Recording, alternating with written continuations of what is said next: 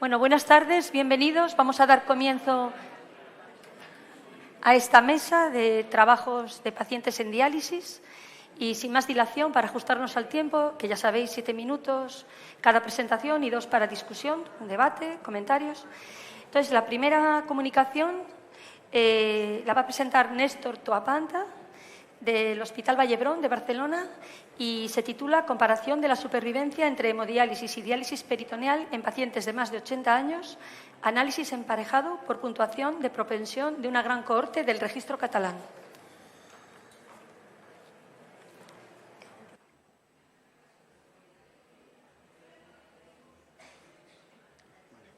Bien, buenos días, buenas tardes, perdón. Gracias por la oportunidad. No tenemos ningún conflicto de interés.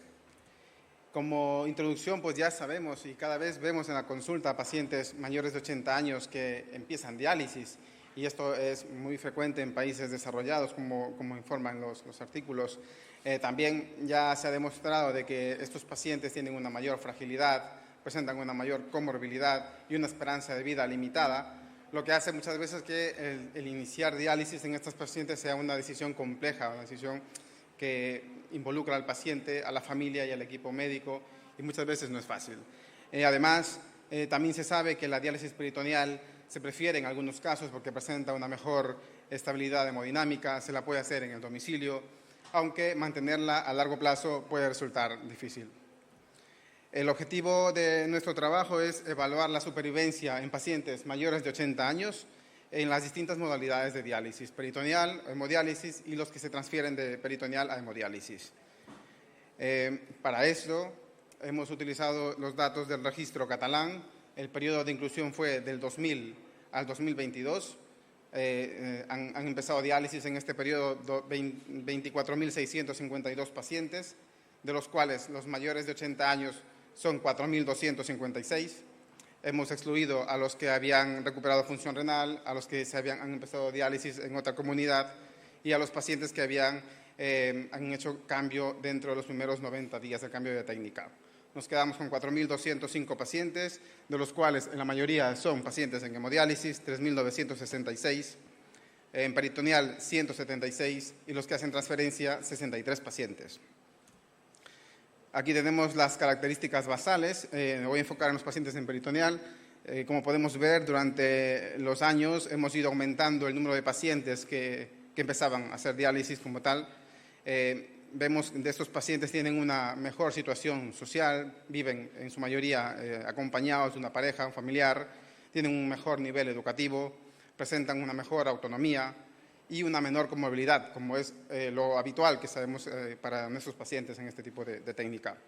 En este primer análisis es por intención de tratar, es decir, el paciente hace hemodiálisis o hace peritoneal. Vemos que la supervivencia es la misma, no existen diferencias ni al año, ni a los 5 años, ni a los 10 años. Posteriormente, los pacientes de peritoneal, claro, están expuestos a 2 eventos, o bien muere el paciente o bien cambia de técnica. Y por esto hemos hecho un análisis de riesgos competitivos, ¿no? La línea azul es los pacientes en hemodiálisis, mientras que las otras 2 líneas, son roja y naranja, son de pacientes en peritoneal. Probablemente si juntáramos estas 2 líneas, la línea sería muy parecida a la de hemodiálisis. Una vez hecho este análisis, vemos que a los 5 años no hay diferencias, los pacientes se nos van muriendo igual, tanto si están en hemodiálisis, están en peritoneal o hacen cambio de técnica. Hasta aquí, pues esto ya lo conocíamos. A los 10 años igualmente los pacientes van cayendo. Si podemos ver, a los 10 años casi quedan pocos pacientes como tal, que es un poco también lo esperable. Por esto queremos intentar ver si homogeneizamos un poco las muestras y hacemos para esto un análisis de propensión. Esto es hacer parejas en relación 1:3 y las variables que vamos a hacer el emparejamiento, que son la edad, el sexo, la comorbilidad, el estado funcional y los factores sociales. Una vez hecho esto, nos quedamos con parejas de hemodiálisis de 637, peritoneal 156 y los de transferencia 57. Aquí, de forma general, vemos que las diferencias se pierden, son iguales, tanto en las variables que hemos comentado previamente, para de esta manera tener una muestra más equilibrada.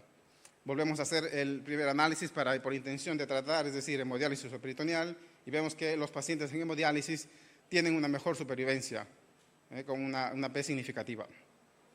Luego hacemos nuevamente el análisis de riesgos competitivos igualmente, y posteriormente volvemos a hacer el análisis de supervivencia, y aquí vemos que los pacientes en hemodiálisis tienen una mejor supervivencia, tienen una tendencia a tener mejor supervivencia, aunque la P no es significativa.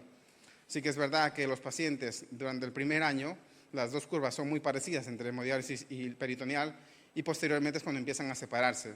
Además, si nos fijamos en la línea azul, los pacientes que hacen el cambio de técnica después del primer año son aquellos que tienden a tener mayor número de eventos.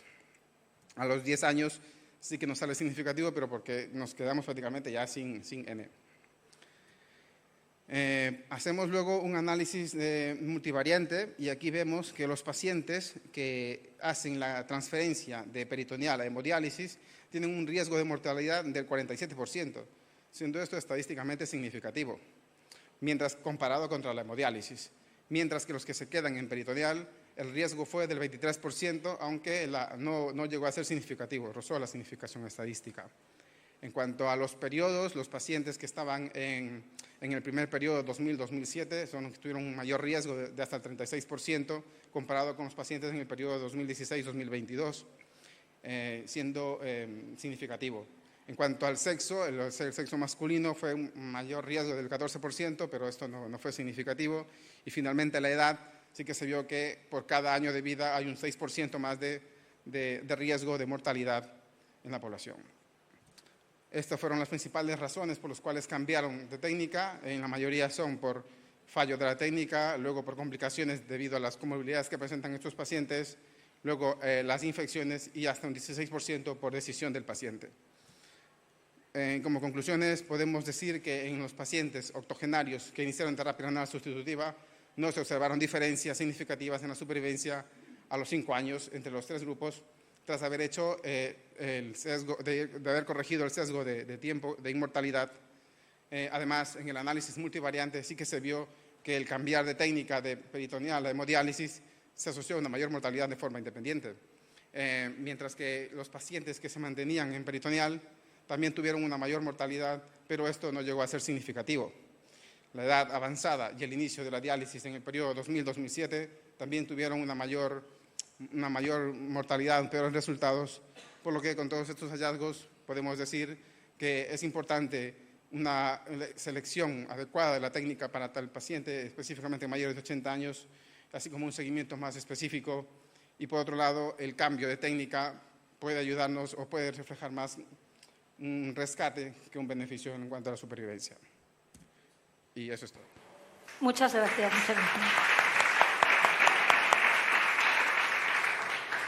Pues 1 minuto y medio para algún comentario, alguna pregunta. ¿Nada que comentar?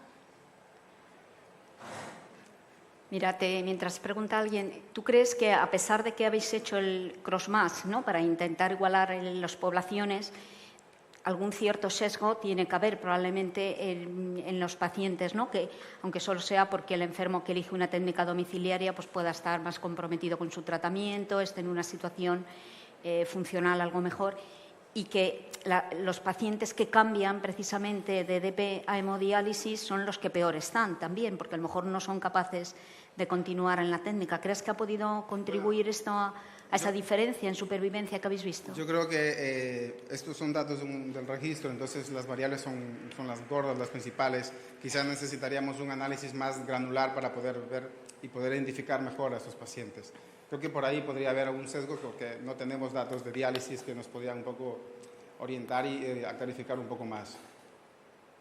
En cualquier caso, qué interesante el disponer de un registro como el catalán o esa larga tradición que permite hacer tantos estudios.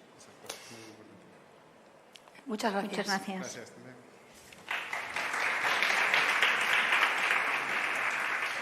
Bueno, a continuación la siguiente ponencia la va a presentar la doctora Marta Arias del Hospital Clínic de Barcelona y nos cuenta Hacia una diálisis responsable, una década de evidencias, cultura de sostenibilidad y estrategias.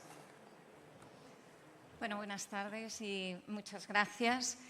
Lo primero que os quería comentar es que cuando uno mira, bueno, decir que no tengo conflictos de interés, el impacto que tiene el sector sanitario, sobre todo sabiendo que cuando estudiamos la carrera nos dicen esto del primum non nocere, ¿no? No hagas daño. Y vemos que es el triple de las emisiones provocadas por toda la aviación. Esto remueve, ¿no? Es un 5% el impacto del sector sanitario en lo que son las emisiones globales. Y dentro de esto, la especialidad de nefrología ocupa un lugar muy importante, sobre todo lo que tiene relacionado con la actividad de diálisis. Es la cuarta actividad que más emisiones de dióxido de carbono provoca en el sector sanitario. Y esto no tiene pinta de mejorar, porque como veis en este informe, el porcentaje de pacientes con enfermedad renal crónica no va a hacer más que aumentar. Y que sepáis que un paciente en hemodiálisis, las emisiones que provoca son las que veis allí. Más de 3.000 kilogramos de CO2 en un año, que es lo que equivale al consumo eléctrico de vuestra vivienda, también en un año. ¿Y qué es lo que ocurre con un paciente de hemodiálisis? Que en comparación con un ciudadano normal, lo que genera es entre un 20 y un 35% más de emisiones. Y aquí es cuando nosotros nos tenemos que ya empezar un poco a plantear qué es lo que podemos hacer.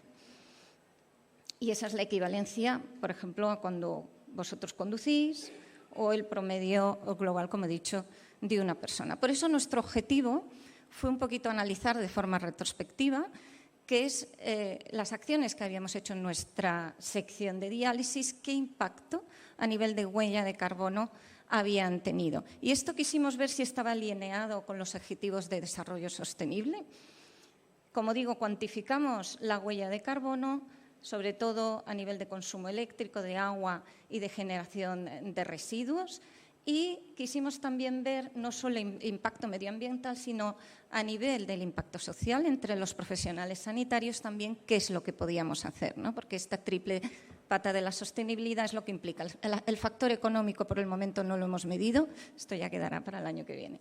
La metodología un poco es la que veis aquí. Como he dicho, última década, nosotros tenemos unos 135 pacientes en hemodiálisis, con lo cual lo que hicimos fue calcular las sesiones años y eso fue el factor multiplicativo. Esto es imposible, todas estas acciones que hemos llevado a cabo, si no hacemos un trabajo en equipo, como veis allí, y la medición ambiental, como veis, es la descrita en esta metodología. Por un lado, las intervenciones se cuantificaron según su impacto físico y también aplicando los factores de conversión oficiales según el DEFRA desde 2024 MITECO, pero también tenemos la herramienta SCOPE CO2 para estimar las emisiones globales. Las áreas de intervención las explico un poquito mejor aquí. Como veis, intentamos al inicio, las veis descritas. Me pararé un poquito más en lo que es la gestión de residuos, muestras y medicamentos, pero también hicimos algunas acciones relacionadas con la planificación, con la innovación y la educación y, sobre todo, también con el compromiso personal, porque si no, estas acciones de sostenibilidad, si no comprometemos a todos los profesionales sanitarios, son muy complicadas.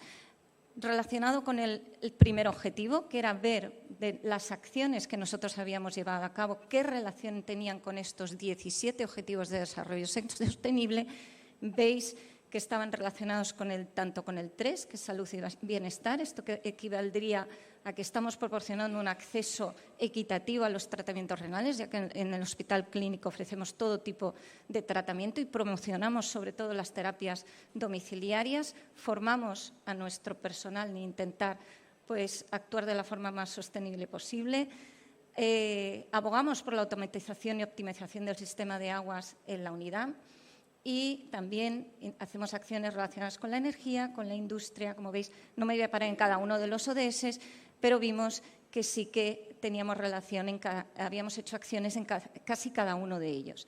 Relacionado con residuos, aquí están todos descritos, pero me pararé en los 4 que tuvieron más impacto.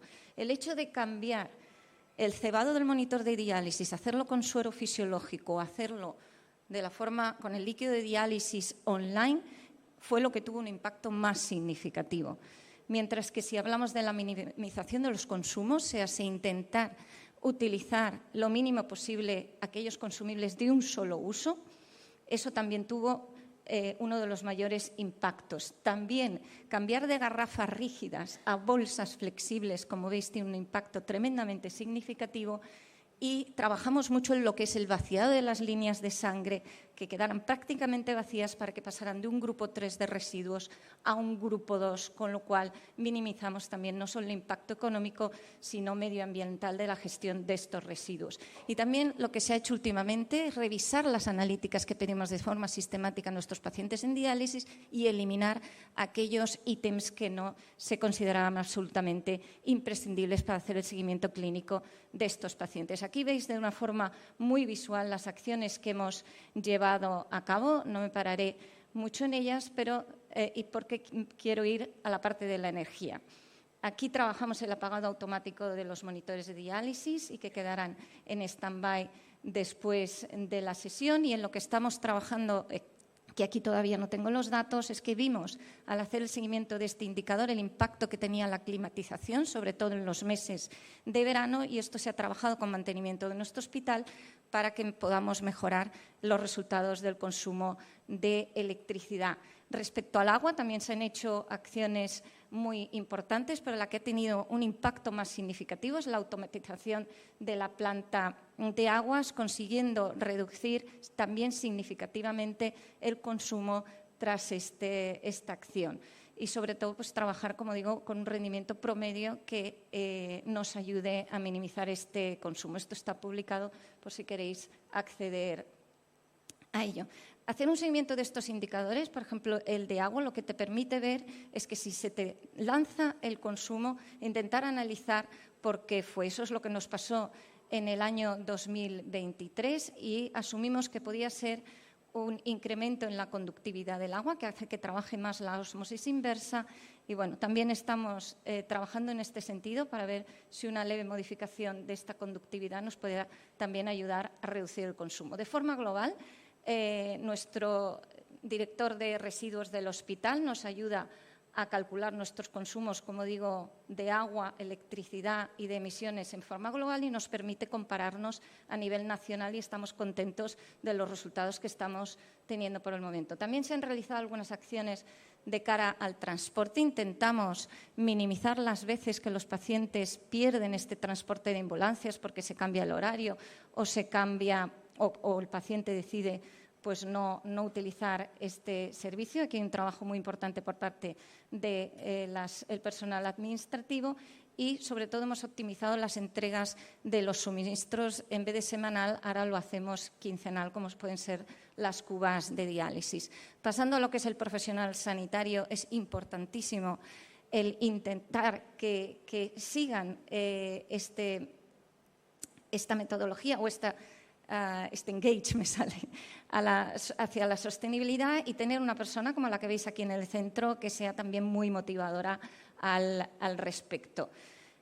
También hemos intentado publicar un poco las acciones que se podrían hacer a nivel colectivo, a nivel educativo, y hemos hecho diversas acciones formativas para dar a conocer lo que se puede llegar a hacer, y también tenemos algunos proyectos futuros que son los que veis allí en la derecha. Pero estos los contaré, si acaso, el año que viene. Así que muchas gracias.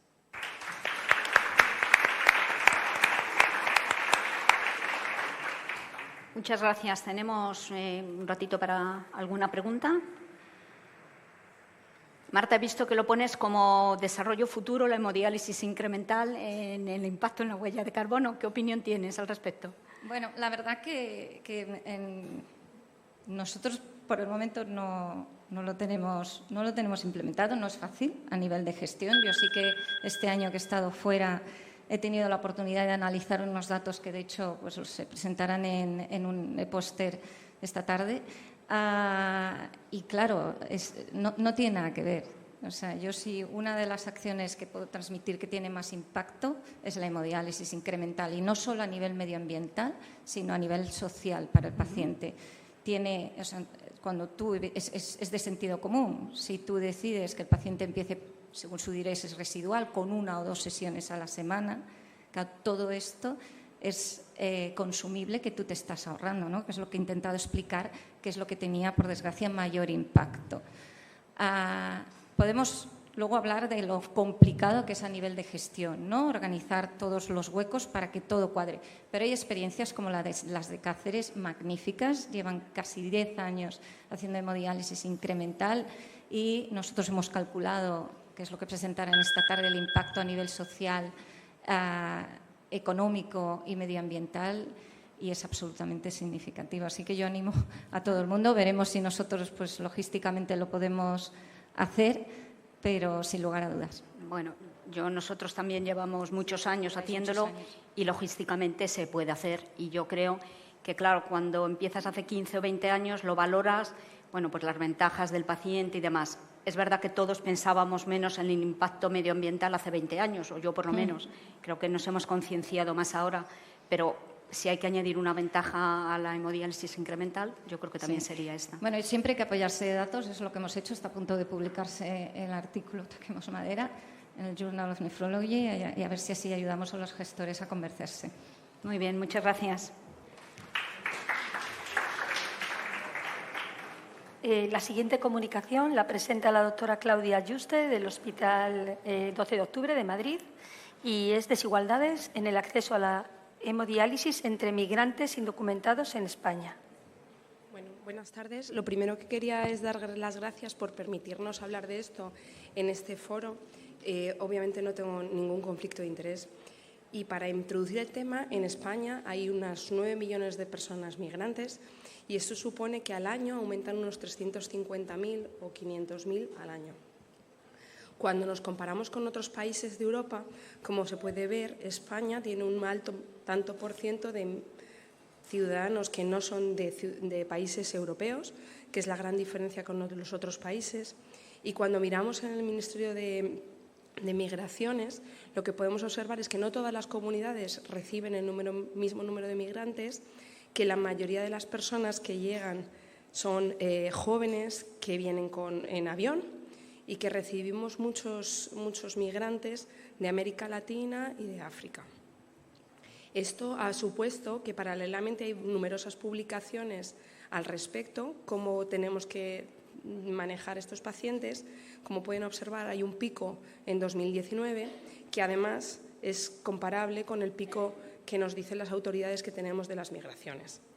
Cuando empezamos a hablar de la nefrología, podemos observar que la incidencia y la prevalencia de la enfermedad renal varía según los países y esto desafortunadamente no solo es fruto de las diferencias genotípicas y fenotípicas, sino además que tiene una clara correlación con la renta per cápita de los países. De manera que los países con mayor renta per cápita tienen casi una incidencia de 1.000 por millón de población y los países de baja renta per cápita 4,4, que ya se puede observar pues, que hay una diferencia muy significativa. Esto genera otro gran problema. En esta gráfica están representadas en azul claro las personas que necesitan diálisis y la reciben, y en azul oscuro los pacientes que necesitarían diálisis pero no la reciben. Y como pueden observar, desde 2010 a 2030 se estima que, aunque va a haber 5 millones de personas, que va a aumentar el número de personas que van a recibir diálisis, que van a ser 5 millones de personas en el mundo, va a haber casi el doble de personas, 9 millones que necesitando diálisis no la van a recibir. Y esto pues choca en contra lo que estamos intentando ya desde 2019 decir, abogar por la salud renal para todos y en todos los sitios.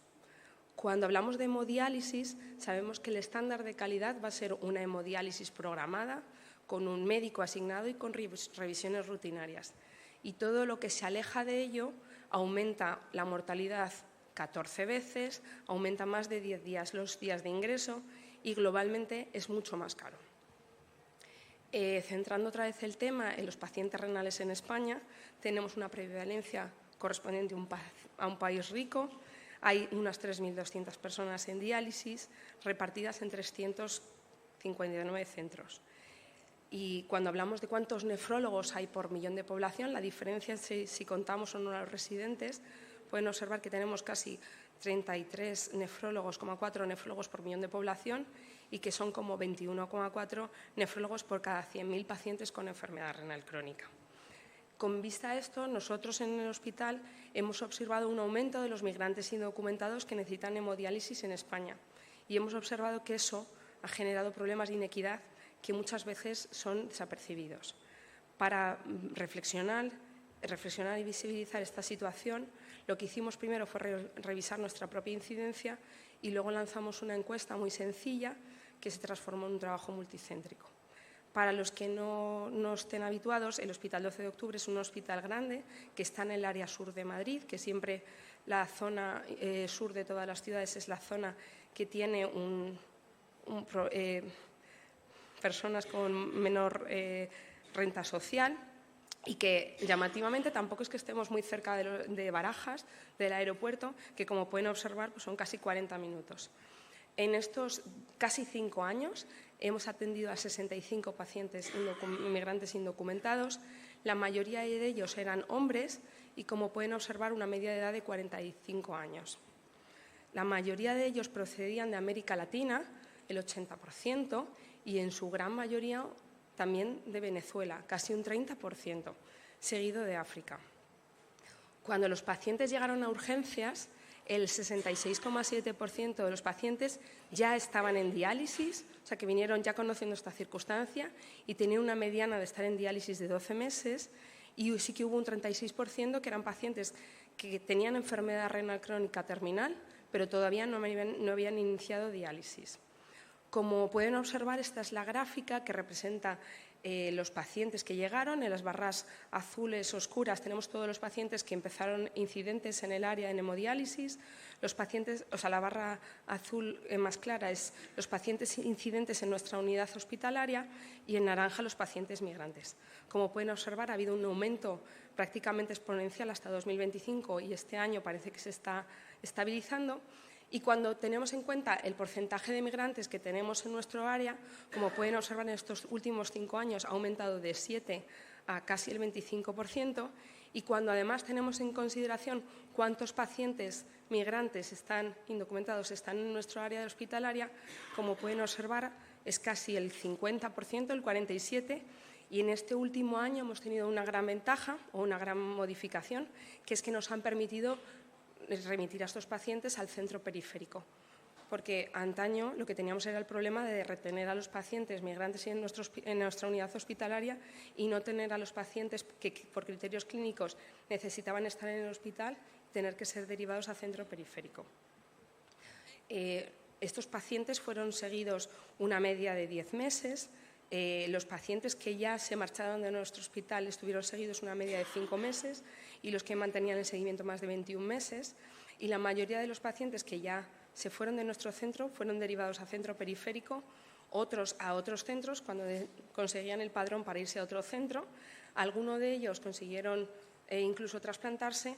Tuvimos la suerte de conseguir que 3 pacientes se fueran a técnicas domiciliarias y algún paciente pues falleció. En cuanto a su situación social, el 66% de los pacientes consiguieron cobertura sanitaria. Algunos de ellos es verdad que la volvieron a perder, pero la mayoría de ellos sí que la consiguieron. Les paso a contar los resultados de la encuesta multicéntrica. Ya les dije que era muy fácil y recibimos 95 resultados de 53 centros distintos, que son todos estos, a los que agradecemos la respuesta, que representaban a las 17 provincias españolas, y lo primero que queremos remarcar es que todos atendieron migrantes indocumentados. Luego es un problema que nos afecta a todos. En cuanto preguntábamos cómo integraban a estos pacientes dentro de las unidades, el 77% decían que la integración era total, es decir, hemodiálisis programada con médico asignado y revisiones rutinarias.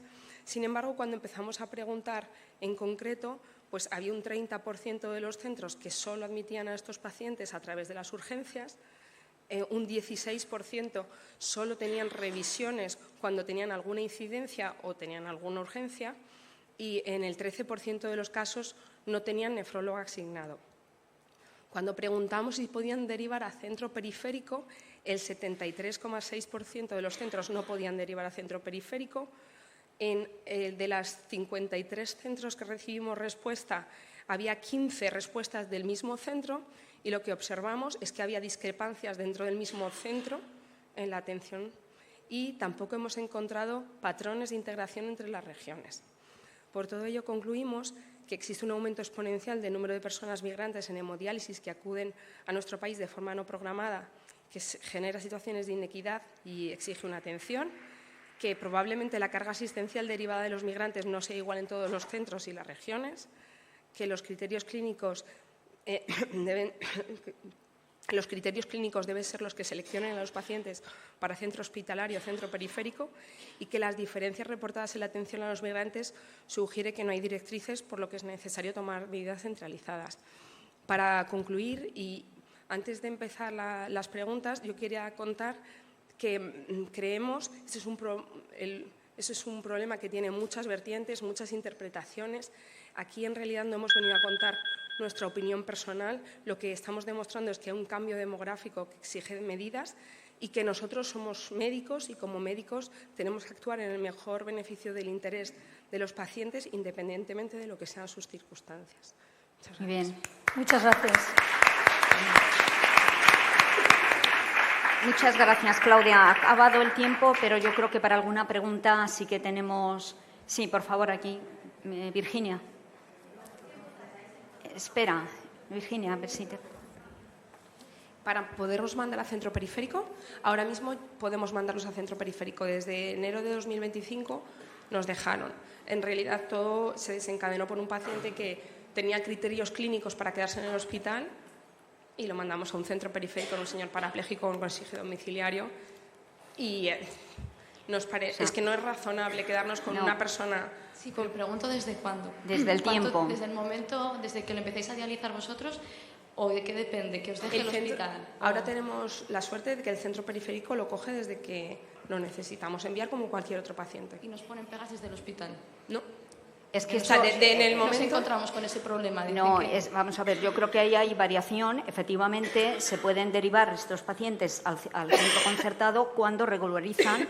En nuestro caso es hasta que no tienen regularizado su situación en el país, no los podemos derivar. Los tenemos que atender donde podemos en el hospital. A veces les asignamos un puesto en la unidad, pero otras veces no hay otra manera porque no tenemos puesto que atenderlos a través, efectivamente, de la unidad de agudos. Entonces, nosotros en nuestra situación nos pasa pues como probablemente hay en el clínico, que hasta que no tienen regularizada la situación no se les puede derivar. Y luego hay un problema que lo vivimos todos y efectivamente yo creo que tu última conclusión es que nadie nos da unas pautas a seguir qué hacer con esta población, que es creciente y que que podríamos llenar un centro o un turno entero de este tipo de pacientes. No tenemos directrices por parte de las autoridades sanitarias e intentamos hacer según arte y lo mejor que podemos por ellos en la mayoría de los hospitales. De acuerdo, totalmente de acuerdo.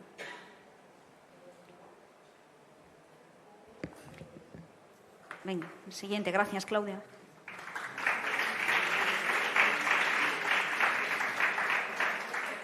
Bueno, la siguiente comunicación, evaluación de la velocidad.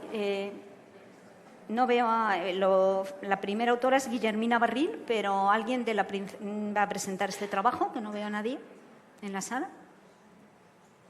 No hay nadie para presentar la comunicación, evaluación de la velocidad del paso como parámetro de funcionalidad. Aguilera, Puchuli. No. Nuria García. Es que no veo a nadie de los autores aquí. Podemos dejarla para el final. Venga, pues entonces pasamos a la siguiente comunicación. La siguiente comunicación la presentas tú, Virginia.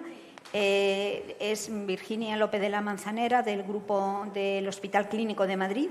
Tiene valor pronóstico la elevación de los D-dímeros en pacientes en hemodiálisis crónica, resultados a 5 años.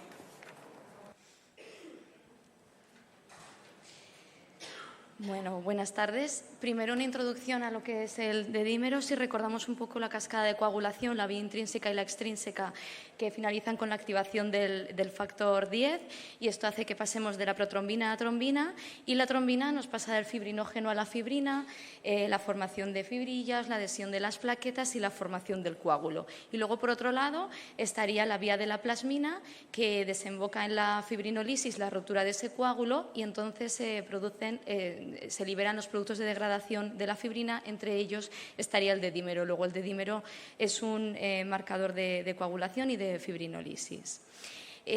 Si vemos y repasamos un poco qué hablan de los D-dímeros en los pacientes en hemodiálisis crónica, realmente hay muy poco. Estos son dos trabajos muy antiguos que hablan de la prevalencia, de los valores que tienen los dedímeros en estos pacientes. El primero de la izquierda tiene una N de 54 y dividen a los pacientes en aquellos que tienen factores de riesgo procoagulantes, por ejemplo, cirugías recientes, neoplasias, y los que no tienen factores procoagulantes. Dentro de los que sí tenían riesgo, el 80% tenían unos niveles por encima de 500. Y del resto, el 47%, sin tener riesgo, a priori también tenían los dedímeros elevados.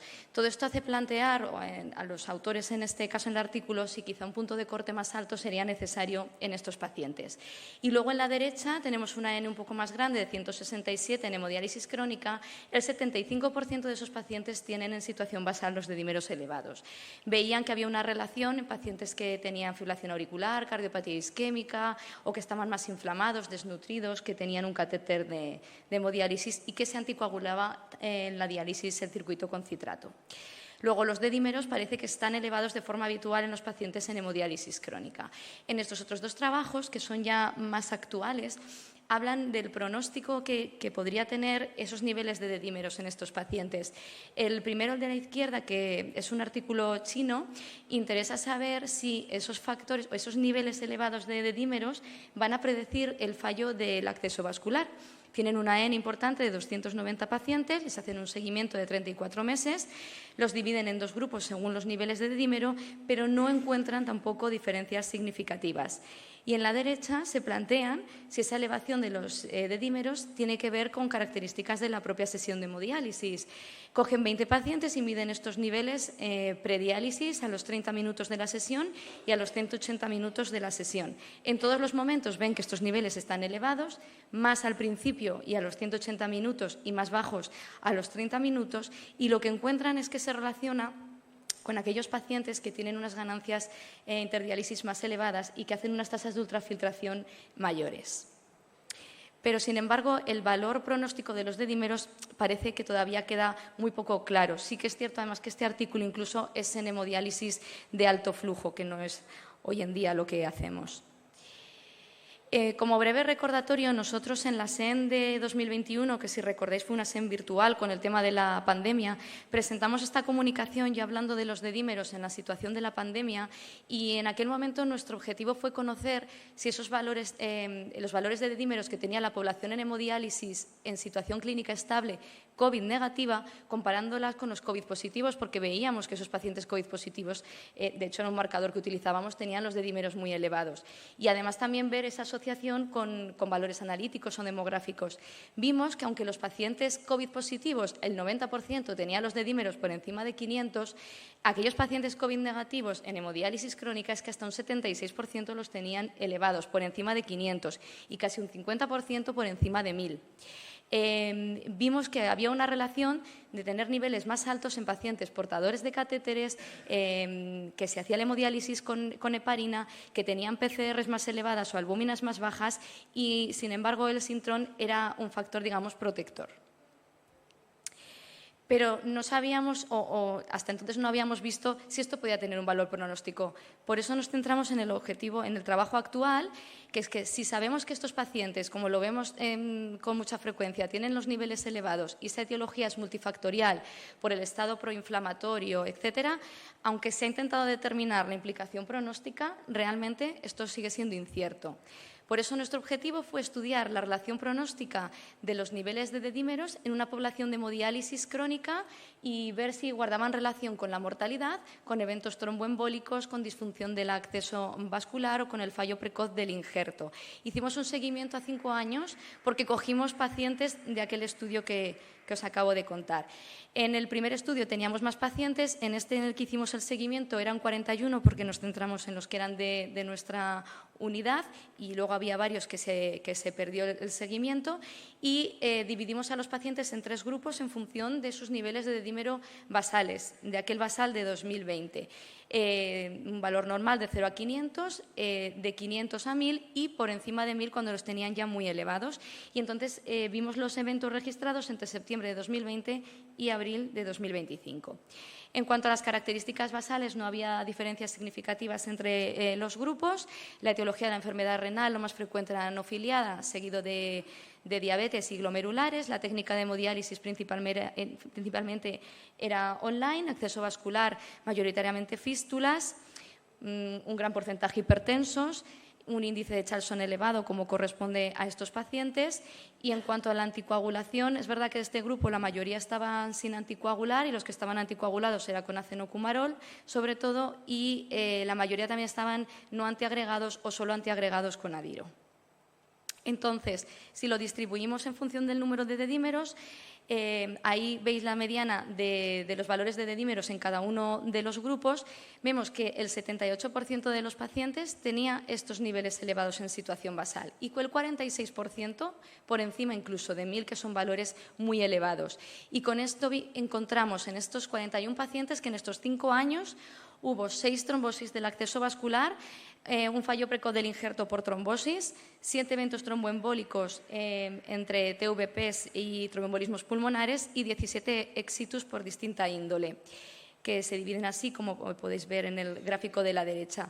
Sin embargo, realmente pues volvimos a no encontrar diferencias significativas entre estos eventos trombóticos o la mortalidad con los niveles elevados de dedímeros, que un poco concuerda con lo poco que hay de la bibliografía.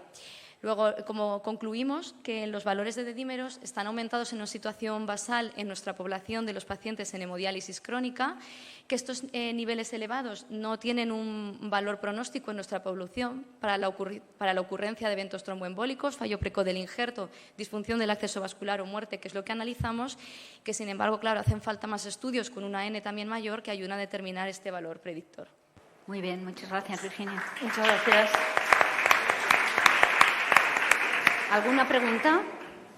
El ajuste al tiempo es muy bueno. Sí, Si vamos hay algún muy bien de comentario, tiempo. alguna pregunta.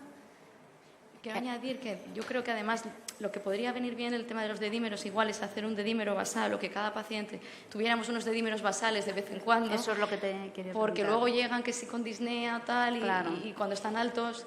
O sea, eso me parece muy... Y la otra pregunta que te quería hacer, ¿el paciente que tiene un dedímero alto lo mantiene siempre alto o hay oscilaciones? Pues los hemos medido que no está aquí, incluso después a los 5 años, y lo mantienen más o menos en rangos parecidos. O sea, que Sí, se mantiene, sí. que no es como la PCR, que tú tienes un No. paciente en una situación basal, ante un episodio, un evento, sube y luego No, se normaliza. Porque no los hemos medido si a estos pacientes les pasa algo agudo, porque eran pacientes que estaban en situación clínica estable y ahora los hemos vuelto a medir en una situación clínica estable. A lo mejor si ocurre un proceso infeccioso u otra cosa, ahí sí ya se elevan. Pero en la misma situación que los medimos al principio, los hemos vuelto a medir y no había O cambios. sea, que indica una situación algo vascular crónica de este paciente que tiene tendencia a tenerlo más elevado. Sí. ¿Alguna pregunta, por favor, en la sala? Pues pasamos a la siguiente comunicación, si os parece, que la va a presentar la doctora Julia Audille Gil y lleva por título, bueno, es un estudio multicéntrico de varios centros y lleva por título Supervivencia de los pacientes. Estamos sí, bien, ¿no? Sí, Mariluz, Entonces espera. me he confundido. No, estás bien, estás bien. Sí. Entonces es José Ignacio Gómez, cierto. Ese. José Ignacio Gómez. La presentación. Supervivencia de los pacientes mayores de 80 años con enfermedad renal crónica en tratamiento conservador frente a diálisis. Vale, ¿a dónde?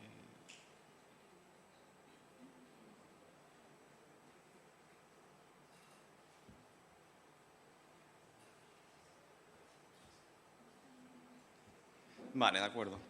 Bueno, pues como ya sabemos todos, el envejecimiento paulatino que tenemos en nuestra población ocasiona que cada vez más personas estén en riesgo de necesitar diálisis. Como podemos ver en la imagen, la prevalencia de los pacientes en diálisis mayores de 70 años pues cada vez es mayor y, según el envejecimiento, pues cada vez va a haber más. El hecho de decidir iniciar diálisis en pacientes ancianos no es una decisión fácil debido al impacto sobre la calidad de vida que les ocasiona y al mayor número de complicaciones que se puedan derivar en pacientes pues, que son más frágiles. Sí que es verdad también que tampoco hay datos que que nos indiquen la evolución de estos pacientes al iniciar, y es el motivo por el que, siendo Madrid una de las ciudades y comunidades con mayor esperanza de vida, pues decidimos realizar este estudio multicéntrico con el objetivo de analizar la mortalidad de los pacientes mayores de 80 años en diálisis frente a aquellos en manejo conservador. Entonces, es un estudio multicéntrico en el que participamos 11 hospitales de la Comunidad de Madrid y también pues, de provincias limítrofes, con los cuales contactamos a través de la SOMANE, a la que doy las gracias. Los criterios de inclusión fueron pacientes mayores de 80 años, incidentes en las consultas ERCA entre los años 2019-2022, con un filtrado ya por debajo de 15 mililitros minuto. Al paciente y que decidían bien un manejo conservador sin diálisis o un enfoque hacia diálisis, bien hemodiálisis o una diálisis peritoneal. Los pacientes eran incluidos en el seguimiento en el momento en el que elegían qué tipo de manejo, no en el momento en el que si se dializaban o no. Y la mediana de seguimiento fue unos 21 meses. O sea, se les siguió hasta finales de 2023 o hasta que se sufría un evento, muerte o el trasplante renal. En total tuvimos una muestra de 492 pacientes, 262 con un manejo conservador, 230 en diálisis, de los cuales 74 iniciaron de forma urgente.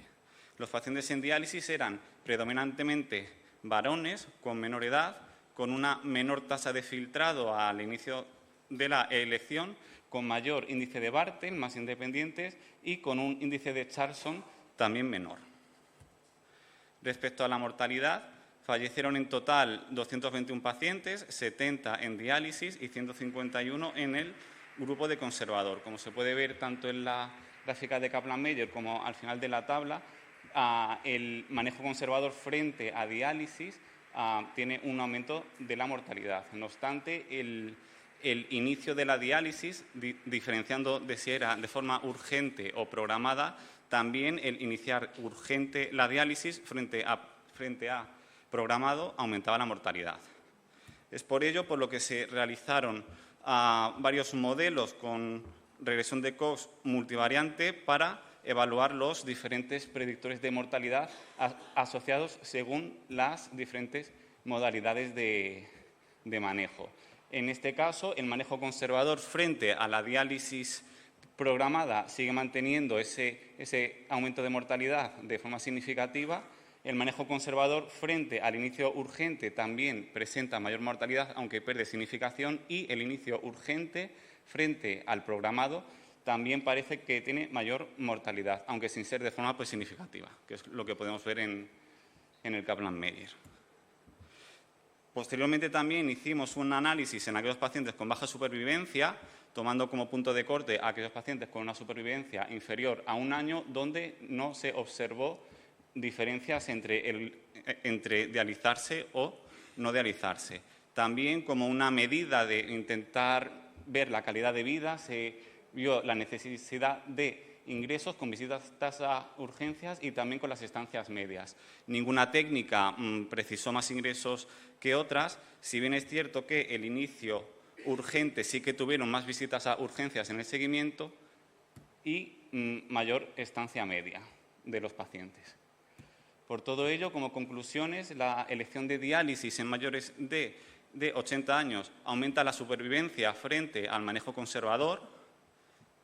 El inicio urgente de la diálisis presenta más mortalidad que el programado, pero en pacientes con una esperanza de vida inferior a 1 año estas ventajas se diluyen y que el iniciar de forma urgente se puede asociar en el seguimiento con mayores estancias hospitalarias. Muchas gracias.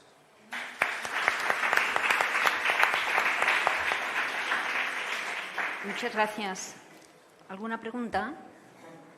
Tenemos casi 3 minutos para comentarios. Hombre, aquí siempre cabe pensar que hay un sesgo, hay una así pregunta. que pregunten. No veo nada. La elección del tratamiento conservador fue elección de los pacientes? ¿Fue aconsejado por vosotros? No tenemos datos, o sea, como son 11 hospitales, al final pues cada uno tiene sus protocolos. O sea, lo que me imagino que hacemos la mayoría, o por lo menos en el mío, pues en la Princesa, a los pacientes pues se les indica y no somos completamente asépticos con la elección, es decir, se les da las dos opciones, pero creo que nos tenemos que mojar un poco y orientarles en qué creemos que es lo mejor para ellos, pero indudablemente, salvo yo creo que en ocasiones muy exageradas, al final siempre prevalece la decisión del paciente respecto a lo que quiere. Este tipo de información, por ejemplo, las conclusiones que sacáis de vuestro estudio serían interesantes de cara a aconsejar a los pacientes, ¿no? Sí, claro, por eso. O sea, yo creo que lo que sí que denota el estudio es que es importante planificar bien con estos pacientes mayores cuándo iniciar diálisis y si es necesario iniciar diálisis, porque yo creo que el inicio pues urgente muchas veces, pues una guardia pues no te paras con tanto tiempo. O sea, lo que estamos haciendo ahora en la Princesa, por ejemplo, es mantenemos en estos pacientes así pues mayores de 80 años, muy límites, que no nos queda claro, la familia pues tampoco, se tienen pues unas reuniones multidisciplinares con cuidados paliativos, con un psicólogo, con el nefrólogo, donde se les explica y al final pues se toma una decisión compartida, que creo que es lo importante con estos pacientes, que además es algo que vamos a tener que hacer más. Según las conclusiones de vuestro estudio, de que se van a morir antes también, ¿no? Los que elijan el tratamiento conservador. No sé si... Claro, por eso, o sea, Claro. Creo que el objetivo está en ver qué pacientes, o sea, la supervivencia, que es muy difícil estimar, no hay herramientas ahora mismo validadas para pacientes en diálisis mayores que nos permitan estimar pues, qué pacientes pueden ir peor que otros. O sea, forma parte de más cosas que queremos hacer con esta base que tenemos. Claro, yo creo que un poco en la línea que estáis comentando, es muy interesante que los que se mueren en el primer año, que probablemente sean los más dudosos, ¿no? Sí. Ahí se iguala la supervivencia, porque claro, en el otro grupo, pues el que se queda en conservador presumiblemente tendrá más comorbilidades y hace que tenga menos supervivencia. Pero es muy interesante que en un año de tratamiento, el que esté más o menos igual, vive igual estando en conservador, ¿no? Que en diálisis, según lo que habéis concluido. Sí. O sea, lo difícil es ver qué pacientes son esos. Que eso es lo que a ver si obtenemos más datos. Kiko quería preguntar también.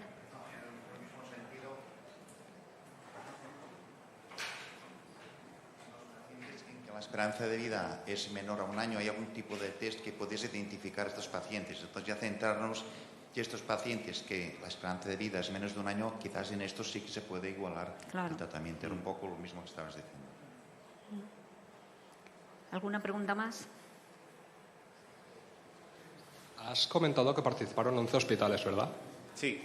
¿En algún momento se clusterizó, dependiendo de los hospitales, a nivel socioeconómico, los diferentes pacientes que entraron en el análisis estadístico? No, o sea, no tenemos datos referente a eso. O sea, tenían pues la edad al inicio y variables de comorbilidad, hay para sus pues, hipertensión, antecedentes de insuficiencia cardíaca, ictus, infarto, diabetes, la etiología, pero no teníamos datos a nivel de socioeconómico y demás que pudiera ser interesante ver también qué tipo de pacientes son esos. Muy bien, pues seguimos. Muchas gracias.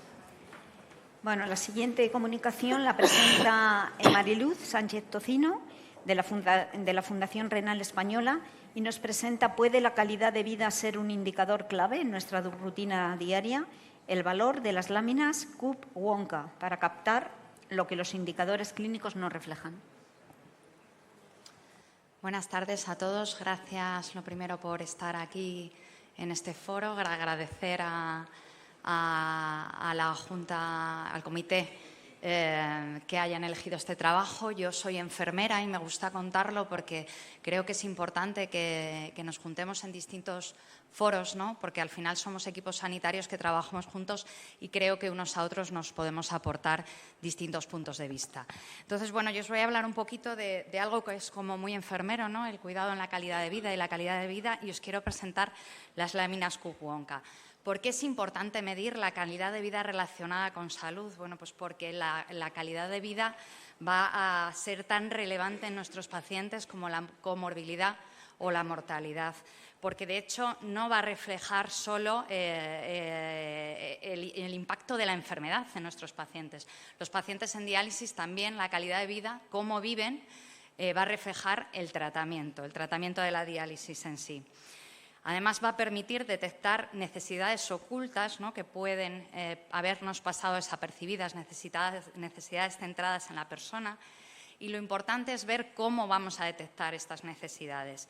Necesitamos para esto instrumentos que sean simples, visibles, que sean accesibles. Daros cuenta que nuestra población está cambiando, ¿no? Como decía la compañera del 12 de octubre, cada vez tenemos más migrantes, entonces estamos en poblaciones que a lo mejor no nos entienden bien.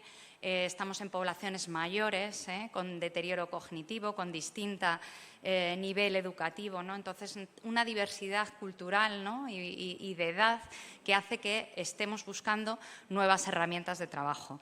Y en esto os quiero presentar esta herramienta que son las láminas Q-Wonka. Por tanto, el objetivo de este estudio fue evaluar la validez y la fiabilidad de las láminas Q-Wonka para medir calidad de vida relacionada con salud en pacientes en hemodiálisis. Analizamos la capacidad para reflejar aspectos clínicos, físicos, emocionales y sociales que pudieran pasar desapercibidos. Hicimos un estudio descriptivo transversal de 15 centros de hemodiálisis de la Fundación Renal Española en noviembre de 2024, registrando todos los datos en nuestra historia clínica informática Nefrosoft. Vale, me paro un poquito para explicaros las láminas Q-Wonka, en qué consisten, por si no las conocéis.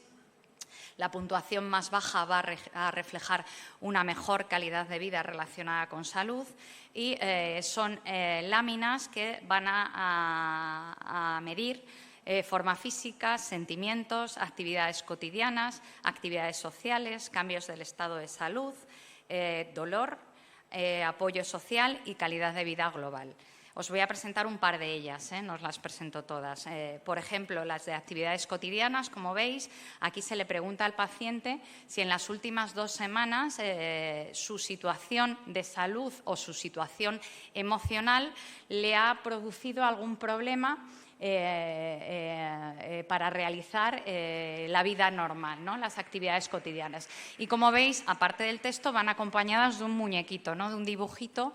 El primero es ninguna dificultad para estas actividades cotidianas, un poco de dificultad, dificultad moderada, mucha dificultad o toda, no he podido hacer nada. Y veis cómo esos dibujitos, pues cada vez el muñeco está más triste y más postrado, ¿no?, a la hora de elegir la respuesta. Otra, por ejemplo, es esta de actividades sociales, ¿no?, en la que se pregunta igual si su salud física o mental le ha tenido algún problema en los últimos 15 días para relacionarse con familiares o con allegados o amigos. Igualmente, pues los dibujos van representando cómo el muñeco cada vez está más alejado de los grupos. Además de esta variable principal, medimos otras variables secundarias, como fueron variables demográficas, datos clínicos y de diálisis, y luego medimos una serie de escalas ya validadas con nuestros pacientes de diálisis que miden distintos aspectos. Respecto a las escalas que miden aspectos más físicos, pasamos la escala Frail de fragilidad, la escala de nutrición simple MNA, la escala de sarcopenia SARC y el riesgo de caídas Downtown. Respecto a aquellas que miden más la funcionalidad, pasamos la escala Bartel, que mide las actividades básicas de la vida diaria, sabéis, el peinarse, el comer, y las actividades de las instrumentales de la vida diaria fueron medidas con la escala de Downton y Brody, que ya se refieren a actividades que requieren más independencia, ir a la compra, hacer una llamada de teléfono, poner la lavadora. Medimos también el estado psicológico mediante la escala PHQ-4 y medimos el riesgo social mediante la escala Gijón. Como resultados, fue una muestra de 716 pacientes, el 68% fueron varones con una edad media de 70 años, una comorbilidad alrededor de los 8 puntos medida con Charlson, tiempo de estancia en diálisis 36 meses y la principal etiología, como estamos acostumbrados, a la nefropatía diabética. Os voy a presentar un poco el resultado de las láminas Cook-Wonka. Podemos ver en este primer gráfico cómo el grosso de los pacientes, un 85%, se encontraban en una calidad de vida media, si dividimos las puntuaciones en 3 grupos, teniendo hasta 72 pacientes, un 10%, en una calidad de vida baja, una mala calidad de vida. Este otro gráfico representa las distintas esferas de esas láminas Cook-Wonka y la puntuación máxima es 5 puntos. Podemos ver que las esferas que peor puntuación tienen es la esfera física, siendo la esfera o la limitación social la mejor puntuada, o sea, la que mejor calidad tenían de vida. En cuanto al resto de variables, en la relación de las láminas Cook-Wonka con el resto de variables, podemos ver que las láminas Cook-Wonka identificaron peor calidad de vida de manera significativa en pacientes de más de 65 años, en el sexo femenino y en puntuaciones de Charlson mayor de 8 puntos. Por otro lado, las personas con origen español y nivel educativo primario tenían también una peor calidad de vida. Puede ser porque los pacientes españoles eran más jóvenes que los migrantes. Y respecto a los parámetros de diálisis, fijaros, los pacientes que no tenían diuresis residual o que estaban peor dializados, que no llegaban a volúmenes convectivos de 23 litros, tenían peor calidad de vida y, en cambio, los pacientes con diálisis incremental, estas láminas ya identificaban una mejor calidad de vida para ellos. Respecto al resto de las escalas, igualmente, estas escalas las láminas Cook-Wonka correlacionaron con la escala de sarcopenia. Los sarcopénicos tenían peor calidad de vida, con fragilidad. Los pacientes frágiles presentaban peor calidad de vida, con el riesgo de caídas, y con los pacientes desnutridos, igual, presentaban peor calidad de vida. Y respecto a las esferas funcionales, psíquica y social, igualmente correlacionaron de manera positiva con los pacientes con problemas graves o dependientes respecto a las esferas funcionales y con los pacientes con síntomas de ansiedad o depresión, igualmente con los pacientes que tenían mayor riesgo social, un riesgo social elevado. Por tanto, podemos decir, para concluir, que las láminas Cook-Wonka nos parecen una herramienta valiosa porque presentan validez, fiabilidad, que se han confirmado con una correlación muy buena, excelente, con escalas que ya estamos utilizando para medir todos estos aspectos físicos, psicológicos y sociales, porque además tienen una accesibilidad universal. Son muy útiles, como os he dicho, en aquellos entornos de bajo nivel cultural o poco nivel educativo, deterioro cognitivo, y además son muy fáciles de aplicar, tienen una implementación práctica, ya que van a ayudarnos a detectar y favorecen las intervenciones en aquellas personas que vamos a detectar esas necesidades. Muchas gracias.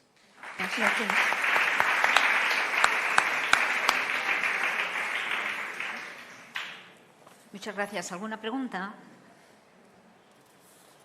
Entiendo, Mariluz, que estas láminas habéis intentado aplicarlas en población de hemodiálisis porque habitualmente ¿en qué población se utilizan? Estas ya se están utilizando en hemodiálisis. Sí, pero ¿dónde se suelen utilizar previamente? Se utilizan mucho en salud mental y se utilizan mucho en pacientes ancianos con deterioro cognitivo. Entonces, estaban dando muy buenos resultados y es verdad que se están empezando a introducir. Yo agradezco a Lola Arenas que me las enseñara, porque realmente para enfermería es muy fácil manejarlas. El paciente entiende muy bien lo que le estás diciendo con esa carita sonriente o con la carita acompañada de gente o solo, ¿no? Y es que, como podéis ver, es que correlacionan perfectamente con cualquiera de las escalas que estamos utilizando, porque están midiendo cada una de las esferas, ¿no? Esferas sociales, físicas y esferas funcionales. Hay ahí una pregunta, ¿sí? No, yo quería simplemente comentar. Estas escalas ya fueron validadas hace años, se utilizaban en atención primaria y las validamos en hemodiálisis comparando con el SF36, que es el que siempre hemos utilizado para medir calidad de vida. El tema es que SF36 es inviable y nosotros lo que queremos es repetir, valorar cómo están nuestros pacientes en varios momentos, no están siempre igual. Entonces, el SF36 para investigar está bien, pero lo que queremos es llevar herramientas que sirvan en la práctica clínica y que podamos usarlas muchas veces, ¿no? Y esto es un poco lo que yo quería aportar. Esto se tarda, es autocumplimentado. ¿Y qué se tarda, Mariluz? Nada. La mayoría de los pacientes lo pueden realizar solos, como bien dices, es autocumplimentado. En algunos le echas una mano a leerlo, ¿no? En aquellas personas que tienen dificultad para la lectura o deterioro cognitivo. Y no se tarda nada, es que podemos tardar 5 minutos en pasar todas las esferas. O sea, son muy útiles. Sí, a mí me parecen súper útiles porque cuanto más simple sea este tipo de mediciones, si son útiles, mejor. ¿Y habéis hecho alguna medida, una vez diagnosticado el problema, habéis hecho alguna intervención o eso lo dejáis para luego, para la segunda nosotros parte? Tenemos nutricionistas, tenemos psicólogas, entonces sí que es verdad que es un trabajo que trabajamos muy en equipo, muy conjunto. Entonces sí es verdad que se están detectando problemas y se están realizando intervenciones. Muchas gracias. Otra pregunta, sí, porque tenemos tiempo. Porque sí, creo que sí. Creo que tampoco va a estar la última la comunicación. ¿Qué ventaja tiene aplicar Cup-Wonka sobre QDCOL a nivel retest, etcétera?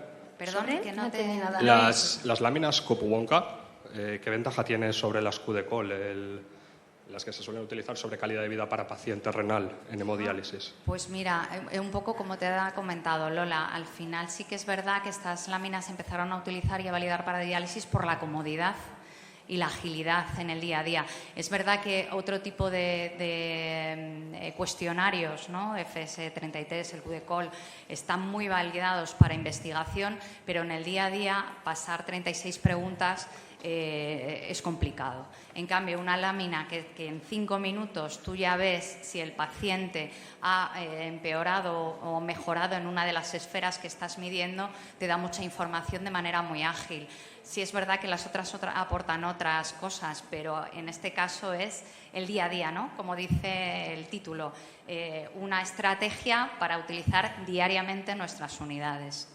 Y para ver el evolutivo del paciente, ¿cada cuánto se podría aplicar el Wonka? Pues depende de si tú has detectado un problema en el que requieras una intervención. Como te digo, como comentaba Milagros, nosotros tenemos nutricionistas, tenemos trabajadores sociales, tenemos psicólogos. Entonces, en el momento que tú ves que hay una bajada de puntuación en las láminas en una esfera concreta, se pasaría después de la intervención a ver si se ve una mejoría. Vale, muchas gracias. A vosotros. Gracias, Manilo. Pues entonces, yo no sé si están... nos quedaban 2 comunicaciones de los mismos autores, de la princesa, y parece que no hay nadie en la sala, ¿no? Ni Guillermina Barril ni nadie de este grupo. Yo acabo de mandar un mensaje a ti, ¿no? Si tenías un mensaje. No están. No, yo creo que, bueno, pues no están la última comunicación no se va a presentar, tampoco nos han hecho llegar nada al respecto. Yo creo que podemos dar por terminada esta mesa de comunicaciones orales en hemodiálisis y nada, muchas gracias. Pues qué pena, es que son temas como muy variados para resumir.